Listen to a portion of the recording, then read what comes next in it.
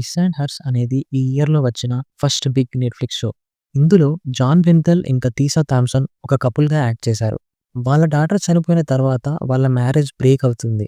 డెలానోలో జరిగిన series of murders వల్ల వాళ్ళు మళ్ళీ ఒకరి లైఫ్‌లోకి ఇంకొకరు వస్తారు. అదే కాకుండా వుడ్స్‌లో జరిగిన ఒక స్వీట్ 16 పార్టీ నుండి ఒక 20 ఇయర్ ఓల్డ్ సీక్రెట్ మళ్ళీ బయటికి వస్తుంది. ప్రతి ఎపిసోడ్ స్టార్టింగ్‌లో ప్లే అయ్యే ఒక single piece of dialogue show ఎండింగ్‌లో వచ్చే ఒక లెటర్‌కి కనెక్ట్ అయ్యి 2026లోనే బిగ్గెస్ట్ ట్విస్ట్‌ని మనకి ఇస్తుంది. ఈ షో వచ్చి 1 వీక్ అయినా కూడా నేను ఈ షో డీపర్ మీనింగ్‌ని బ్రేక్ డౌన్ చేసి, ఎండింగ్‌ని ఎక్స్‌ప్లెయిన్ చేసి, అసలు ఇది మీ టైంకి వర్తా కాదా అనేది ఆన్సర్ చేయాలనుకుంటున్నాను. So, let's get into it. మీకు ఈ వీడియో నచ్చితే ఫ్యూచర్ వీడియోస్ మిస్ అవ్వకుండా ఉండడానికి సబ్స్క్రైబ్ బటన్ హిట్ చేయడం మర్చిపోకండి. Let's get into it. Who is the killer and the twist explained. Saint Hilary స్కూల్‌కి వెళ్ళే గర్ల్స్‌ని చంపింది ఎవరు అనే విషయం గురించి మాట్లాడుకుంటే, చాలా టైం వరకు ఆ గర్ల్స్ గ్రూప్ చేత బుల్లీ చేయబడిన స్టూడెంట్ క్యాథరీనే కిల్లర్ అని నేను అనుకున్నాను. ఇంకా ఫైనల్ ఎపిసోడ్‌లో మనకి అది అలాగే అనిపించేలా చేశారు. వుడ్స్‌లో జరిగిన అన్నాస్ 16థ్ బర్త్‌డే పార్టీ గురించి షో మొత్తం రిఫరెన్స్ ఇస్తూనే ఉన్నారు. అక్కడ ఏదో చాలా తప్పు జరిగిందని మనకి అర్థమవుతుంది.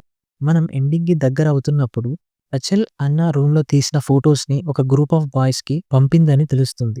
ఆ ఫోటోస్ చూసి వాళ్ళు ఎవరిని అడ్వాంటేజ్ తీసుకోవాలో డిసైడ్ అయ్యారు. మనల్ని క్యాథరీనే అనుకునేలా వాళ్ళు నమ్మించారు. ఆ గర్ల్స్ ఏం చేయకుండా జస్ట్ చూస్తూ ఉండిపోయారు కాబట్టి క్యాథరిన్ వాళ్ళ మీద రివెంజ్ తీర్చుకుంటుంది అని మనం అనుకున్నాం. కానీ అక్కడ జరిగింది అది కాదు. 20 ఇయర్స్ తర్వాత ఏం తెలిసింది అంటే, హన్నా అండ్ జాక్ వాళ్ళ చైల్డ్‌ని కోల్పోయి, హన్నా వెళ్ళిపోయిన తర్వాత, హన్నా వాళ్ళ మదర్ తన డాటర్‌ని చాలా మిస్ అయింది. బేబీ క్రైబ్ డెత్ వల్ల చనిపోయిన టైంలో తన దగ్గరే ఉండి చూసుకుంటున్నందుకు తనే రెస్పాన్సిబుల్ అని ఫీల్ అయింది. సో, తను హన్నా నుండి హ్యాపీనెస్‌ని లాగేసుకున్నట్టు ఫీల్ అయింది. ఆ బాధ నుండి బయటికి రావడానికి హన్నా చిన్నప్పుడు తీసిన వీడియో టేప్స్‌ని తను చూస్తూ ఉండేది. ఆ వీడియోస్ వల్ల తను ఇంకా తనతోనే ఉన్నట్టు అనిపించేది. ఇంకా లాస్ట్‌కి ఒక ఫైనల్ టేప్ దగ్గరికి వచ్చినప్పుడు అది ఒక అన్‌మార్క్డ్ టేప్. అది తన 16థ్ బర్త్‌డే నైట్‌ది. యానా యాక్చువల్లీ క్యాథరిన్‌ని ప్రొటెక్ట్ చేసింది అని తెలుస్తుంది. దానివల్ల ఆ బాయ్స్ యానా మీదకి తిరిగి ఆమెని అటాక్ చేశారు. ఇంకా క్యాథరిన్ పారిపోతుంటే అందరూ జస్ట్ చూస్తూ ఉండిపోయారు. ఇది అలైస్‌కి ఎంత కోపం తెచ్చిందంటే, ఇది జరగడానికి కారణమైన వాళ్ళందరి మీద రివెంజ్ తీర్చుకోవడానికి ఆమెకి ఒక రీజన్ దొరికింది. జోయి, రచెల్ అండ్ అలైస్ అక్కడ కూర్చొని హ్యాపీ బర్త్‌డే పాడే సీన్ షోలోనే మోస్ట్ హాంటింగ్ పార్ట్. అది చాలా హారిఫిక్‌గా ఉంది. అలైస్ కావాలనే తన మైండ్ అండ్ మెమొరీ కోల్పోయినట్టు నటించింది. కానీ రియాలిటీలో వేరే వాళ్ళ కంటే ఆమె మెమొరీ చాలా స్ట్రాంగ్‌గా ఉంటుంది. ఎందుకంటే లెక్సియే క్యాథరిన్ అని ఆమె బాడీ ట్రాన్స్‌ఫర్మేషన్ చేసుకొని పేరు మార్చుకుంది అని ఆమె గుర్తుపట్టింది. అలైస్ రచెల్‌ని చంపడానికి ఫిక్స్ అయింది. ఇంకా ఆమె రాత్రిపూట వుడ్స్‌లో బట్టలు లేకుండా తిరుగుతూ కనిపించడానికి కారణం ఆమె అప్పుడే రచెల్‌ని చంపడం. సో, తన మీద ఎలాంటి ఎవిడెన్స్ ఉండకూడదు అని అలా చేసింది. ప్లస్ ఆమె చెప్పే స్టోరీ అందరూ నమ్మేలా ఉండాలి కాబట్టి. సీజన్ స్టార్టింగ్‌లో ప్రియా యానాతో ఒక మాట చెప్తుంది. ఓల్డర్ పీపుల్‌ని ఎలా రెస్పెక్ట్ చేయాలి, వాళ్ళని ఎలా మర్చిపోకూడదు అని. కానీ రియాలిటీలో ఓల్డర్ పీపుల్‌ని పక్కన పెట్టడం, మర్చిపోవడం అండ్ తక్కువ చేసి చూడడం వల్లే అలైస్ తన మాస్టర్ ప్లాన్‌ని ఇంప్లిమెంట్ చేయగలిగింది. ఇది అంతా తన డాటర్‌కి జరిగిన దానికి రివెంజ్ తీర్చుకోవడానికి అండ్ తనని డెలినాలోనే ఉండేలా చేయడానికి చేసింది. తన డాటర్‌ని రిటర్న్ రప్పించడానికి ఆమె రచెల్‌ని చంపింది. తనని అక్కడే ఉంచడానికి హేలెన్‌ని చంపింది. ఇంకా తను కోల్పోయిన ఫ్యామిలీని ఇవ్వడానికి జోయ్‌ని చంపింది. ఇంకా ఆమెకు ఎగ్జాక్ట్‌లీ అదే దక్కింది. ఎండింగ్‌లో యానా చదివిన లెటర్ మనం ప్రతి ఎపిసోడ్ స్టార్ట్‌లో విన్న సింగిల్ ఎక్స్‌ట్రాక్ట్సే. అండ్ అవన్నీ పర్ఫెక్ట్‌గా కనెక్ట్ అవుతాయి. ఈ షో మొత్తం ఒక మదర్స్ లవ్ గురించి. వాళ్ళు ఎంతో లవ్ చేసే వాళ్ళ చైల్డ్‌ని ప్రొటెక్ట్ చేయడానికి, వాళ్ళు ఎంత దూరం వెళ్ళడానికైనా రెడీగా ఉంటారు అనేది చూపించారు. ఇప్పుడు యానా కూడా తన ఓన్ బేబీని కనే స్టేజ్‌లో ఉంది కాబట్టి, అలైస్ తన డాటర్‌కి ఆ లవ్ అంటే ఏంటో తెలియాలి అని అనుకుంది. యానా చీక్ మీద ఒక టియర్ కారడం అండ్ తన ఫేస్ మీద స్మైల్ ఉండటం చూస్తే, తన మదర్ ఎందుకు అలా చేసిందో తనకి అర్థమైందని తెలుస్తుంది. ఇంకా తనకి దక్కదు అనుకున్న రివెంజ్ ఆల్మోస్ట్ దక్కింది అని తను ఫీల్ అయింది. ఈ సిట్యుయేషన్‌లో అందరిలాగా Yana rich and privileged kid కాదు. ఇంకా లెక్సీ అండ్ రిచార్డ్ విషయానికి వస్తే అసలు ఏం జరుగుతుందో వాళ్ళకి క్లూ కూడా లేదు. అండ్ అలైస్ కావాలనే మొత్తం వాళ్ళ మీదకే తోసేసింది. లెక్సీ ఒక మర్డరర్. ఎందుకంటే చిన్నప్పుడు తన సిస్టర్ తనతో మీన్‌గా ఉండేదని తన ఆస్మా పంప్‌ని డ్రైన్ చేసి చంపేసింది. ఇంకా మేబీ ఆ ఈవినింగ్ రిచార్డ్ అండ్ లెక్సీ కలిసి యానాని చంపాలి అనుకున్నారేమో. ఎందుకంటే యానా తన యాంకర్ పొజిషన్ కోసం వస్తుంది కాబట్టి తను ఒక థ్రెట్ అని లెక్సీ ఫీల్ అయింది. కానీ అలైస్ ఆ రూమ్స్ క్యాన్సలేషన్‌కి హెల్ప్ చేయడం చూస్తే ఆమెనే బ్యాక్‌గ్రౌండ్‌లో ఉండి ఎంటైర్ సిట్యుయేషన్‌ని కంట్రోల్ చేస్తుంది అని అర్థమవుతుంది. ఒకవేళ ప్రియా లెక్సీని చంపకపోయి ఉంటే అలైస్ ఈవెంచువల్లీ ఆమెని చంపేయడానికి వెళ్ళేది. లెక్సీ డెడ్ బాడీ దగ్గర ప్రియా నిలబడి ఉన్న సీన్ ఫస్ట్ ఎపిసోడ్‌కి కనెక్ట్ అవుతుంది. అప్పుడు జాక్ ఆమెతో ever seen a dead body before అని అడుగుతాడు. దానికి ఆమె స్కూల్లో ఉన్నప్పుడు చూశాను అని చెప్తుంది. కానీ రచెల్ బాడీని చూడడం ఎలా డిఫరెంట్? ఈ సిట్యుయేషన్‌లో అది కంప్లీట్‌లీ డిఫరెంట్. ఎందుకంటే ఆమె ఇప్పుడు నిలబడి ఉన్నది ఆమె స్వయంగా చంపిన పర్సన్ బాడీ దగ్గర కాబట్టి. The deeper meaning of the show. నేను అయితే ఈ షో నుండి నేను కొన్ని డిఫరెంట్ థింగ్స్‌ని తీసుకున్నాను. ఎండింగ్‌లో మోస్ట్ ఆబ్వియస్‌గా అనిపించింది ఏంటంటే, ఒక మదర్ తన చైల్డ్ మీద చూపించే లవ్, పవర్ అండ్ వెయిట్ అలానే వాళ్ళని హ్యాపీగా ఉంచడానికి వాళ్ళు ఎంత దూరం వెళ్ళడానికైనా ప్రిపేర్డ్‌గా ఉంటారు అనేది. కానీ ఎట్ ది సేమ్ టైమ్ నేను దీని నుండి తీసుకున్న ఇంకొక మెయిన్ థీమ్ ఏంటంటే, ఇండివిడ్యువల్స్ మీద లాస్ క్రియేట్ చేసే పెయిన్ ఇంకా పవర్. మనుషులు ఫాలో అయ్యే డిఫరెంట్ కాపింగ్ మెకానిజమ్స్ ఇంకా ఇద్దరి మధ్య ఒక చైల్డ్‌ని కోల్పోవడం అనేది ఎప్పటికీ ఫేడ్ అవ్వని ఒక హారిఫిక్ ఎనర్జీలా ఎలా అనిపిస్తుంది అనేది. అది ఎప్పటికీ మనల్ని ఒక వూండ్ అండ్ పెయిన్‌తో వాళ్ళని బైండ్ చేసి ఉంచుతుంది. ఇంకా అది నాకు చాలా అప్సెట్టింగ్‌గా అనిపించింది. షో ఓపెనింగ్ మోనోలాగ్ వెనుక ఉన్న డీపర్ మీనింగ్‌ని చూడకపోతే అది ఫూలిష్ అవుతుంది. ప్రతి స్టోరీకి ఇప్పుడు 2 సైడ్స్ ఉంటాయి. His and hers, mine and yours, ours and theirs. దీని అర్థం ఎవరో ఒకరు ఎప్పుడూ అబద్ధం చెప్తున్నారు అని. దానిలో కొంతవరకు నిజం ఉంది. మనం ఎండింగ్‌లో చూసినట్టు మర్డర్స్ అన్నిటికి లెక్సీని బ్లేమ్ చేశారు. కానీ యాక్చువల్ ఫ్యాక్ట్ ఏంటి అంటే అది చేసింది అలైస్. అలానే యానా జాక్‌తో తన రిలేషన్‌షిప్‌లోకి ఎంటర్ అవుతున్నప్పుడు, వాళ్ళు వాళ్ళ న్యూ ఫ్యామిలీ స్టార్ట్ చేయబోతున్నప్పుడు, ఆమె ఆ ట్రూత్ తెలిసి కూడా దాన్ని సీక్రెట్‌గా ఉంచి ఎంటర్ అవుతుంది. తన మదర్ తన హస్బెండ్ సిస్టర్‌ని చంపింది. అండ్ అది ఆమె ఎప్పటికీ రివీల్ చేయలేని విషయం.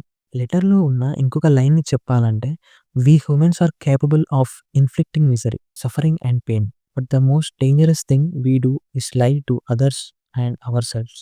యానా తన న్యూ లైఫ్‌లోకి వెళ్తున్నప్పుడు దీని గురించి ఆలోచిస్తే చాలా పవర్‌ఫుల్‌గా అనిపిస్తుంది. ఈ షోలో ఇంకొక కోర్ థీమ్ ఏంటంటే work and family balance. And అది క్రియేట్ చేసే ప్రెషర్. యానాకి తన కెరియర్‌లో మళ్ళీ టాప్‌కి వెళ్ళాలని ఉండేది. కానీ తన మదర్ హెల్త్ బాలేదు అని నమ్ముతూ దీని మీద ఫోకస్ పెట్టాలో తనకి సరిగ్గా అర్థం కాదు. దానికి రైట్ ఆన్సర్ ఎప్పుడూ తన మదరే అయి ఉండాలి. కానీ తన విషయాలు ఆ హ్యాపీనెస్ తనకి కెరియర్ నుండే వచ్చింది. ఇది ఒక మిర్రర్‌లా పనిచేసింది అని నాకు అనిపిస్తుంది.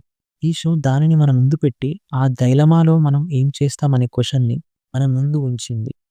'Kiss and hurts' Netflix review. నా రివ్యూ ఏంటంటే, నేను 'కిస్ అండ్ హర్స్' సీరీస్ నిజంగా ఎంజాయ్ చేశాను. నేను అనుకున్న దానికంటే ఇది చాలా బెటర్ ఉంది. రచల్ కార్‌లో చనిపోయే ఓపెనింగ్ సీన్‌తో స్టార్ట్ అయిన మూమెంట్ నుండే ఇదొక డార్క్ షో అని నాకు అర్థమైంది. నేను ఒక డార్క్ డిటెక్టివ్ డ్రామా కోసం చూస్తున్నా అని అనిపించింది. ఈవెంట్స్‌ని స్ప్లిట్ పర్స్పెక్టివ్‌గా చూపించడం, అంటే యానా సైడ్ నుండి ప్రెస్ పాయింట్ ఆఫ్ వ్యూ, ఇంకా జాక్ సైడ్ నుండి police department point of view. స్టోరీని చెప్పడానికి ఒక ఇంట్రెస్టింగ్ వేలా అనిపించింది. ఇంకా ఆ క్యారెక్టర్స్‌ని గ్రాడ్యువల్లీ ఒకరి దగ్గరికి ఒకరిని తీసుకురావడం కూడా చాలా బాగా హ్యాండిల్ చేశారు. జోయి చనిపోయినప్పుడు ఫస్ట్ నేను చాలా బ్యాడ్ ఫీల్ అయ్యాను. ఎందుకంటే జాక్ ఎంత పెయిన్‌లో ఉంటుందో నాకు తెలుసు. కానీ ట్విస్ట్ రివీల్ అయినప్పుడు తను అక్కడే కూర్చొని యానా అటాక్ అవుతుంటే చూస్తూ ఉండిపోయింది అని తెలిసాక ఆ సింపతి పోయింది. జాన్ బెంథెల్ పెర్ఫార్మెన్స్ సాలిడ్‌గా ఉంది.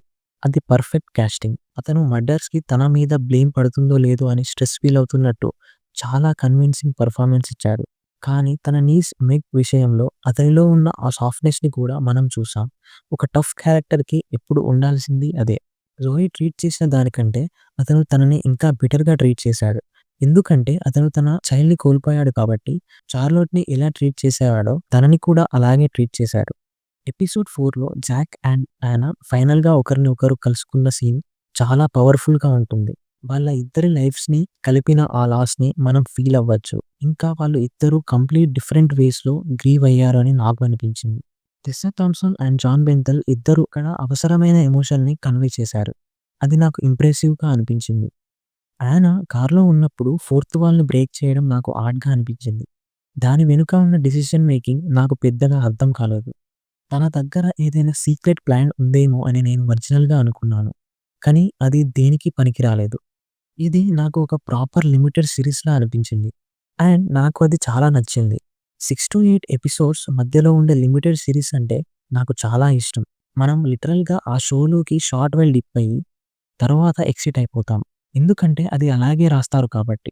ఇందులో క్లిఫ్ హ్యాంగర్స్ ఉండవు. అన్‌రిజాల్వ్డ్ స్టోరీస్ ఉండవు. ఆ వరల్డ్‌లో జస్ట్ ఒక చిన్న టైం గడిపి మనం వెళ్ళిపోవడమే. ఇప్పుడు నెట్‌ఫ్లిక్స్ ఈ షో బాగా హిట్ అయిందని ఫీల్ అయ్యి దీన్ని కంటిన్యూ చేయాలని డిసైడ్ అయినా కూడా అసలు సీజన్ 2 ఎలా తీస్తారో నాకు అర్థం కావడం లేదు. కానీ ఇంతకన్నా వింత విషయాలు జరిగాయి అనుకోండి. పర్సనల్లీ నేను ఏమనుకుంటున్నానంటే దాన్ని అలా వదిలేయడం బెటర్. అది సెపరేట్‌గా ఒక గుడ్ షో. సో, దాని నుండి సీజన్ 2 తీయడానికి ట్రై చేయకూడదు. షో విజువల్స్ అండ్ అది కనిపించే విధానం విషయానికి వస్తే అది కంటికి చాలా నైస్‌గా అనిపించింది. మోస్ట్ ఆఫ్ ది షాట్స్‌లో ఒక డార్క్ టోన్ ఉంది. ఇది షో టోన్‌ని, ఎన్విరాన్మెంట్‌ని అండ్ దీని హార్ట్‌లో మర్డర్స్ ఉన్నాయనే విషయంని బాగా కన్వే చేసింది. జాన్ బెంథెల్ ఎంత స్ట్రాంగ్‌గా చేశాడో, టెస్సా థామ్సన్ కూడా అతన్ని మ్యాచ్ చేసింది. అండ్ యానాగా చాలా రేంజ్ చూపించింది. ఆ క్యారెక్టర్‌లో వల్నరబిలిటీ ఉంది. కానీ రియల్ షార్ప్ ఎడ్జెస్ కూడా ఉన్నాయి.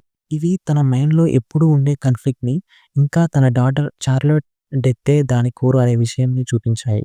ఈ షో వర్త్ వాచింగా కాదా అంటే, డెఫినైట్‌లీ వర్త్ వాచింగ్ అని నేను అనుకుంటున్నా. ఇది 6 ఎపిసోడ్స్ ఉన్న ప్యాక్డ్ ఔట్ స్టోరీ. టౌన్‌లో జరిగే డెత్స్‌కి ఎవరు రెస్పాన్సిబుల్ అని మీరు కాన్స్టాంట్‌లీ గెస్ చేస్తూనే ఉంటారు. పెర్ఫార్మెన్సెస్ కన్విన్సింగ్‌గా ఉన్నాయి. ఎన్విరాన్మెంట్ రియల్‌గా అనిపిస్తుంది. అండ్ ఇది మీ టైం కూడా ఎక్కువ తీసుకోదు. వీకెండ్‌లో చూడడానికి ఇది డెఫినైట్‌లీ వర్త్ అని నేను అనుకుంటున్నా. ఒకవేళ బయట కోల్డ్‌గా, రెయినీగా ఉంటే ఇది పెట్టుకొని బింజ్ వాచ్ చేసేయండి. మీరు రిగ్రెట్ అవ్వరు. సో, అది matter. 'His and hurts' review and ending explained. Me favourite TV series and movies గురించి ఇంకా ఎక్కువ బ్రేక్ డౌన్స్ చూడాలంటే కింద ఉన్న ప్లేలిస్ట్ చెక్ చేయండి. ఈ షో మీకు ఎలా అనిపించింది? మీ థాట్స్‌ని కామెంట్స్‌లో షేర్ చేయండి. యాస్ ఆల్వేస్ వీడియో చూసినందుకు థాంక్స్. నెక్స్ట్ వీడియోలో కలుద్దాం.